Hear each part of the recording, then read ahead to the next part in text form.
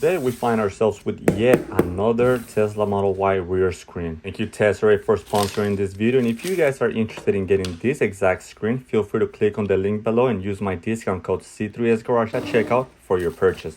Now let's get started.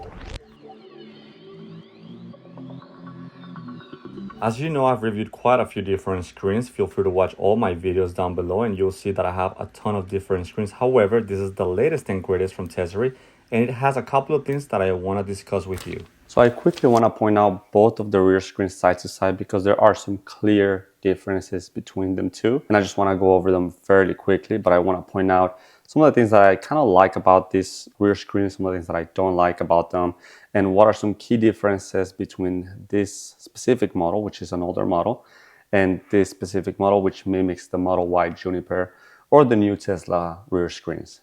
First thing that I want to point out about the old screen versus the new screen is that this one has a black bezel, which I really like.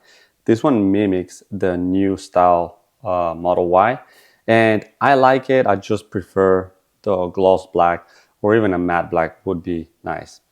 Another thing that I want to point out is that this one has a soft rubbery texture versus this one just a kind of more standard plastic texture, which is not the greatest. It makes it feel a little bit cheaper. Just having a rubberized coating on top of the plastic, I just think it's a more premium feel versus just the standard plastic. I also want to point out the dead giveaway on these different screens, and that's the AC control. So with this one, you have side to side as well as up and down, and this worked magic when I had guests in the back of the car, and I did find a lot of my guests being able to use the controls whenever there were more than 2 people in the car, which I thought was a great option for this one.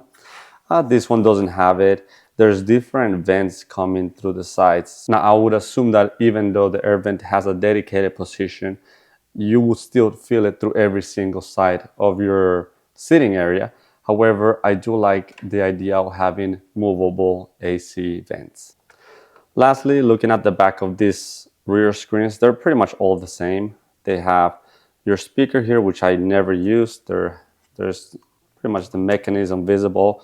There's not a lot going on over here with these new ones. The older ones did have a lot of stuff over here, but these new ones don't have anything. And they're fairly light compared to the old ones. This being the new one, it's pretty much the same exact thing. You have the same exact speaker that the old one has. And again, just not a lot going on in the back. There's this connection for your micro SD. So that's something nice. And I don't know that this one ever had spacing for a micro SD, which is weird. You still get your same ports. You get an energy port, and then you get an Apple CarPlay port. The same goes for this one. I do like this one being just a tiny bit more refined and just more like the new Juniper style versus this one just looking a little bit more outdated. But with that being said, let's go ahead and install this one and see what the UI looks like, how fast it is, what apps does it have, and if there's any difference between this one or any of the older option models.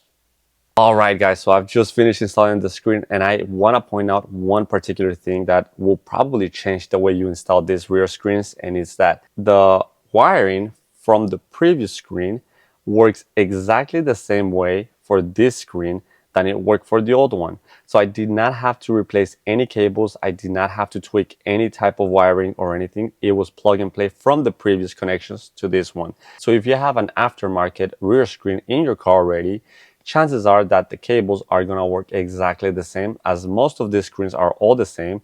And the only thing that changes are UI upgrades or over-the-air updates or new tweaks that they do to the screens, bugs and all that stuff. Not so much on the hardware itself, so most of the time the cables work just fine. Now, with that being said, there are a couple of things that I do like about this, especially this new graphic over here. It just looks very OEM. Swipe to unlock, it's very quick, very fast, and I really like the clean look of this. So I really appreciate the new approach to just making things look more OEM and not too aftermarket and not too bloatware on the apps. So that looks really nice. I do like the new icons. They just look a lot more refined. It's very quick, as I mentioned before. Everything works as it should. All your panels, your click share control, you have 2 little dots over here. So to press it, you can move each one independently. which I thought was really nice. The old one didn't allow that to happen.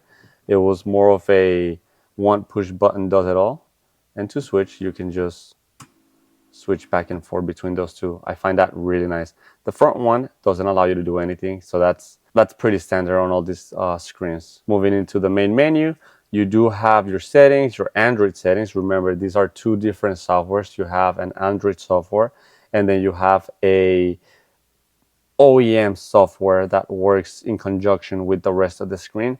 You do have Chrome, you do have YouTube, you do have your Play Store. Keep in mind that all these screens will need a connection, so you have to hotspot this or buy a Starlink or something that gives this Wi-Fi access. Otherwise, it will be obsolete. You also get some generic apps like Recharge. You get over-the-air updates, music, and install this file. These apps will most likely never be used by your kids. You do have video, and I must say that the video that they put is really nice because it definitely showcases not just the volume, but the colors on the screen, which I think are really nice.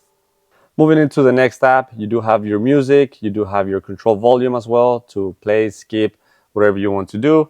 It works just fine. You can see some animation here. None of this actually works. The only ones that would work are this, and then you have your volume right here to lower or raise the volume on your car. You do have a lock screen, which puts it up on the lock area. You can swipe up, and then you do have your off screen. That's essentially it. Most of this menu here is exactly the same as other rear screens, which is pretty standard.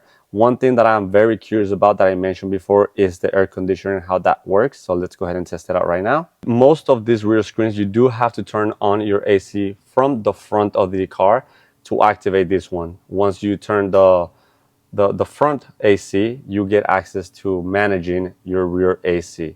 So let's see. So we're gonna cool the temperature down, and we're gonna, right now there's no air coming. We're gonna go ahead and turn it on, and there's your air. So let's see.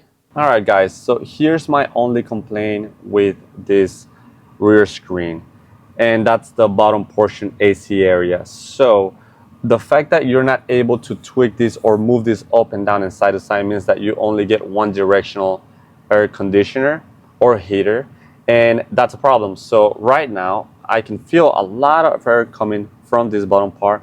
There is very little coming up from this above portion, which means that there's two areas of air that are coming in between, but the problem is that the AC will never reach your face. This is pure animation here, but none of this works. The only thing that works is the simple fact that you get AC coming almost through this area, so you will always get AC to your knees. That's about it. So that's the only problem that I have with this rear screen. So now that we've tested out all the components of this car, I do want to speak a little bit about the problems that I have with this particular screen. So to start off, the UI, the user interface is extremely nice. It's very approachable. You get all the widgets, all the accessories, all the little controls that you want. You get all that stuff, and that's all cool and fun. The problem is when it comes to the usability for the AC. So if we look at our AC controls, when testing it, the problem that I have is that you cannot move your AC controls, thus making this pretty much obsolete.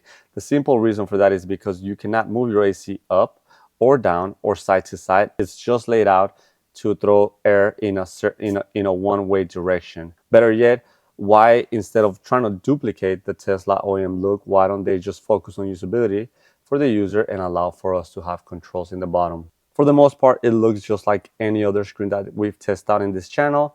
The user interface is extremely friendly. It's very nice. It looks very clean. There's a ton of things that you can do, but the AC controls are always a problem for a lot of these screens. So with that being said, I love this screen. I would definitely consider, if you live in an area that gets really hot or really cold, I would definitely consider maybe looking at one that has control movement for your AC or your heater. And if that's something that you don't really care about, then this screen is a perfect choice for you. With that being said, if you guys have any questions, feel free to let me know down in the comments, like and subscribe, and I will see you guys in the next one. Bye.